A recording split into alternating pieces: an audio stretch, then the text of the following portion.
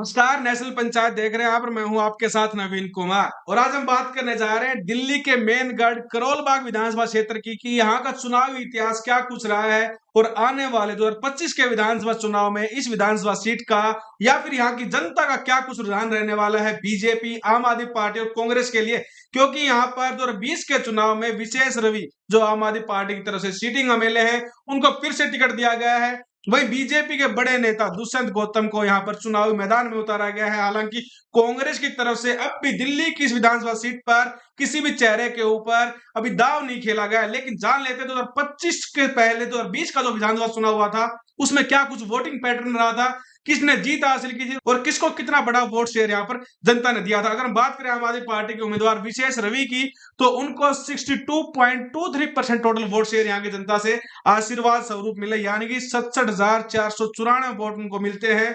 और वो बीजेपी के योगेंद्र चंदोलिया को चुनाव में 31,760 वोटों से हराते हैं। और गौरव धनक जो कांग्रेस पार्टी की तरफ चुनाव लड़ रहे थे, उनको मात्र 3.10% वोट यहाँ पर मिलते हैं। बीजेपी को 35,000 मिलते हैं। लेकिन बीजेपी से कहीं बड़ा आंकड़ा यहाँ पर आम आदमी पार्टी के पास था, जिसकी वजह से विशेष रवि को यहाँ पर बड़ी जीत हासिल होती है। अगर हम बात करें 2015 की विधानसभा चुनाव की, तो फिर से विशेष रवि को हम यहाँ पर देख रहे हैं कि उनको टिकट दिया गया था आम आदमी पार्टी की तरफ से।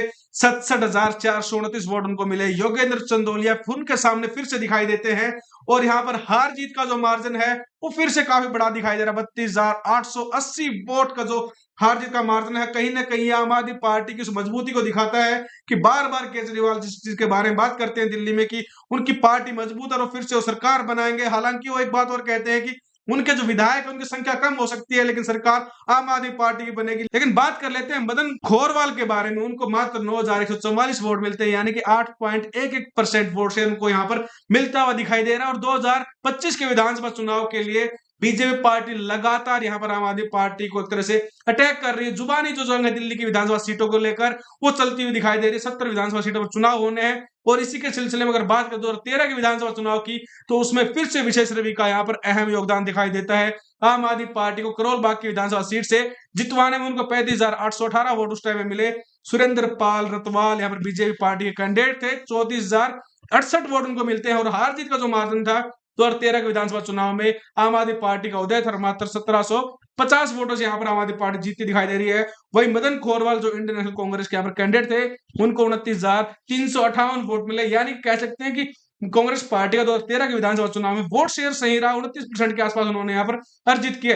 लेकिन एक चुनाव और था जब कांग्रेस का दिल्ली में कह सकते हैं कि सत्ता थी उनकी, उस समय यानी 2008 में क्या कुछ यहाँ पर वोट शेयर रहा वो जरूर देख लेते हैं। यहाँ पर सुरेंद्र पाल रतवाल बीजेपी पार्टी के कैंडिडेट थे। मदन खोरवाल जो इंडियन नेशनल कांग्रेस के उम्मीदवार थे, उनको एक अच्छे खासे मार्जिन 3,408 वोटों से वो हराने में यहाँ पर सफल हुए थे। वीना सिंह जो बसपा की कैंडिडेट थी, उनको मात्र 9% वोट मिलते हैं, 7,555। लेकिन कांग्रेस और बीजेपी का जो वोट शेयर था वो काफी कमाल का रहा। यहाँ पर बीजेपी को 40% वोट मिलते हैं, वही कांग्रेस पार्टी को 42% यहाँ पर वोट शेयर मिलता है। लेकिन 2025 के विधानसभा चुनाव में करोल बाग की विधानसभा सीट पर क्या बीजेपी का दुष्यंत गौतम कोई बड़ा कमाल कर पाएंगे, ये सबसे बड़ा चर्चा का विषय रहेगा।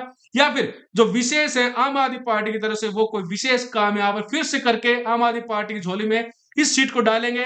या फिर तीसरा जो सबसे बड़ा सवाल, कांग्रेस का यहाँ से सबसे बड़ा जो हथियार है, यहाँ का उम्मीदवार जो है वो कौन हो सकता है और वो कितना प्रभावी इस विधानसभा सीट पर रहेगा, ये आप बताएंगे। क्योंकि जनता जनार्दन होती है। और जल्द से जल्द कमेंट करके अपने जो राय है वो सेक्शन में जरूर रखें। धन्यवाद।